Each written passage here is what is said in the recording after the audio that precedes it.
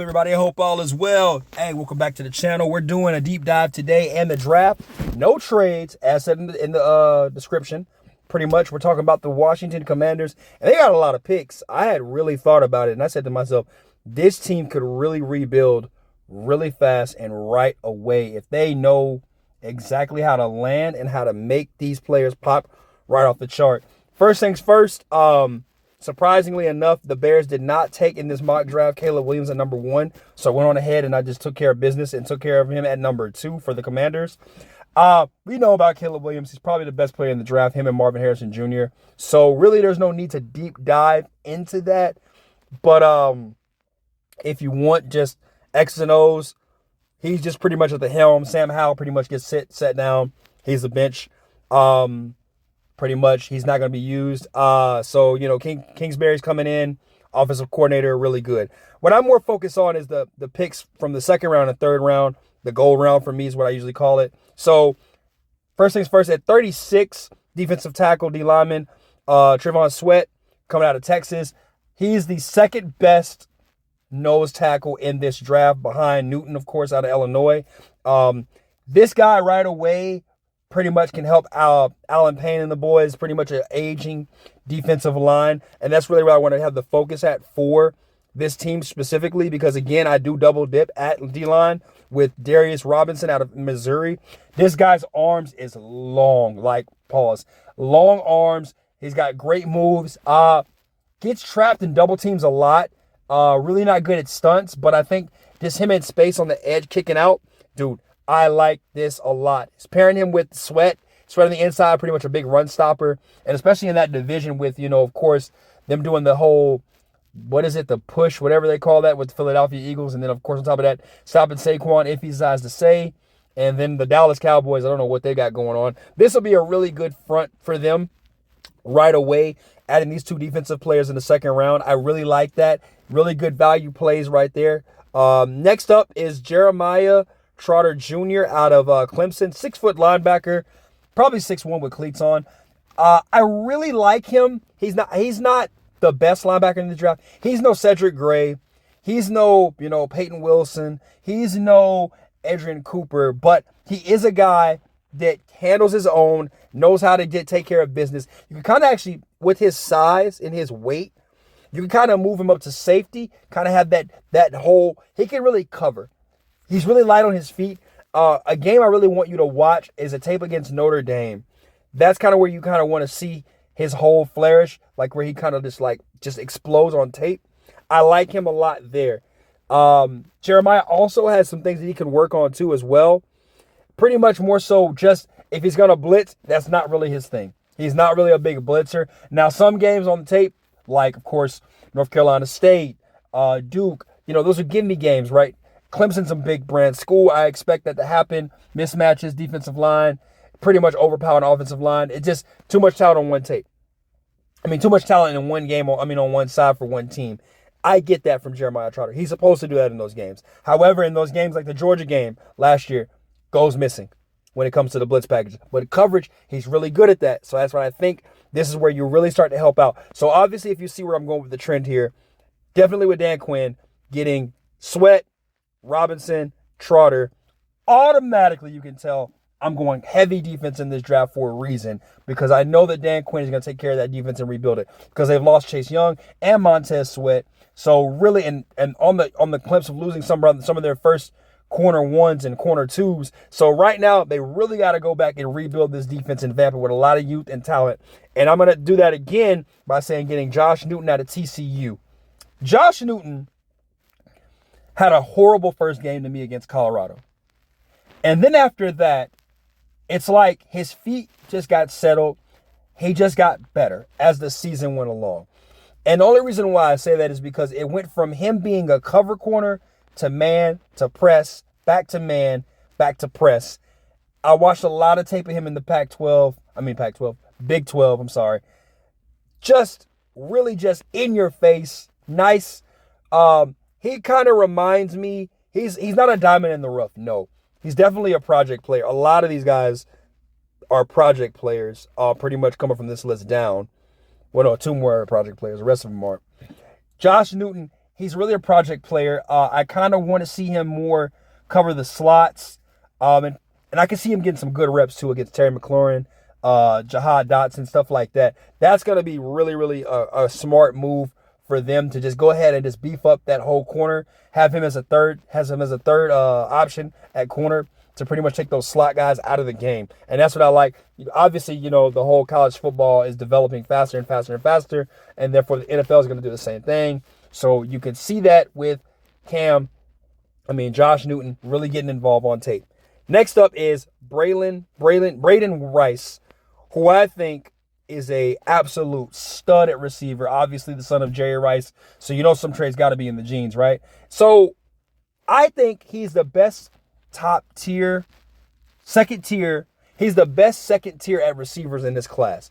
And I think pairing him up with Caleb Williams is even perfect because now he has, affiliation. He's played with the guy. He understands how it works.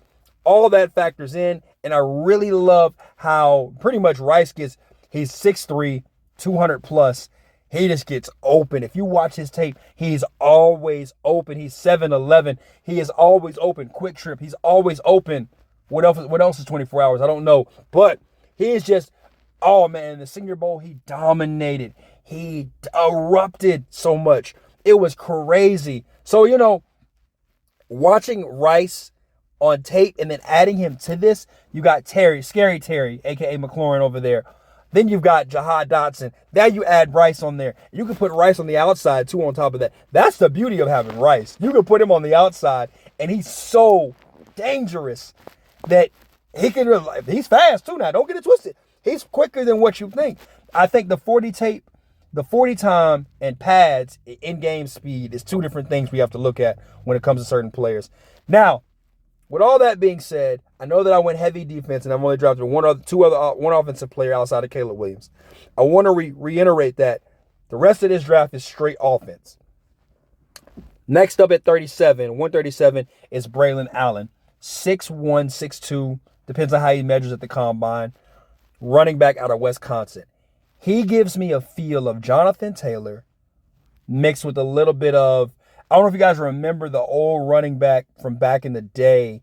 If you've played Madden, like the old Madden back in the day, he gives me that Jonathan Allen. I'm sorry, not Jonathan Allen. He gives me that, Jonathan Taylor, and he gives me a little bit of Sean Alexander. That's what he kind of reminds me of. The size is more Sean Alexander, but the explosiveness is more of Jonathan Taylor. Braylon Allen, and the only reason why he's going to fall in this draft is because of the injury. And that's okay because you've already got Brian Robinson Jr. I don't know if Gibson's staying on the roster for the Commanders, but Braylon Allen really is a tough guy to bring down. And if you watch his tape, which I should throw in there, I should throw all these guys' tape in there. If you watch his tape, he just knows how to run and got good vision. You pair him up with Brian Robinson out of Alabama. I really think these two guys is really a 1-2 punch, and it can really control the tempo of any game that they have pretty much in that division more so. Cowboys are known to choke. Eagles, I got to figure out what's going on with Nick up there and the boys. Then the Giants, they're just a mess. And I ain't saying I ain't Washington. Look, y'all a mess too, but at least you can get some positive things going here with two-headed monster at running back. And I'm just saying that because right now I believe running back by committee is the way you should go in the NFL. That's not what wins Super Bowls. Apparently, Patrick Mahomes does that. But Braylon Allen is probably one of those running backs where he would have been ranked higher than Jonathan Brooks, ranked higher than Blake Corum, so on and so forth. But Trey Benson obviously is the best running back in this draft. And if you can't get Trey, you can get Braylon Allen. Perfect fit. Javon Foster out of Missouri. All right. So when we were talking about project players like, Josh Newton, that's kind of where we revisit this with this one here. Javon Foster, he was a guard first when he got to Mizzou. Then he switched out to tackle. He had some growing pains, obviously some real seriously growing pains, big time. But as the seasons went along, he got a lot better.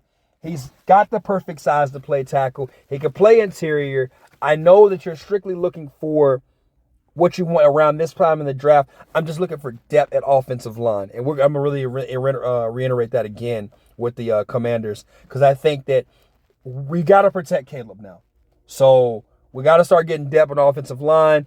And Javon Foster, like I said, he can play tackle. He's got the arms of a tackle, but he's got the hand movement of a guard. And it's hard to explain that, because he's really good at, driving them out, pulling as a guard. But when I watched him as a tackle in space, there's some things that he struggled with. A lot of struggling. Dude, foot correction. His feet just, goodness gracious. He's just constantly fighting.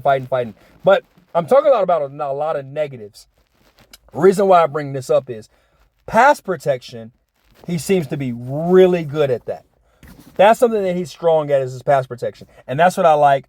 More so I see him more as a backup, but guy gets hurt, comes in, plug and play. Not really bad at that stuff right there. That is okay. I could see him doing that. Now, Drake Nugent out of Michigan. Best way to watch him is the Washington game, Alabama game, Ohio State game. That's when I was like, I'm in love with this guy. I'm in love with him. 7th round pick. This is the best way you look at it. Interior player. This dude can literally play all three if you ask him. Center, right, left guard. Doesn't matter. You can play all three. Versatile like that.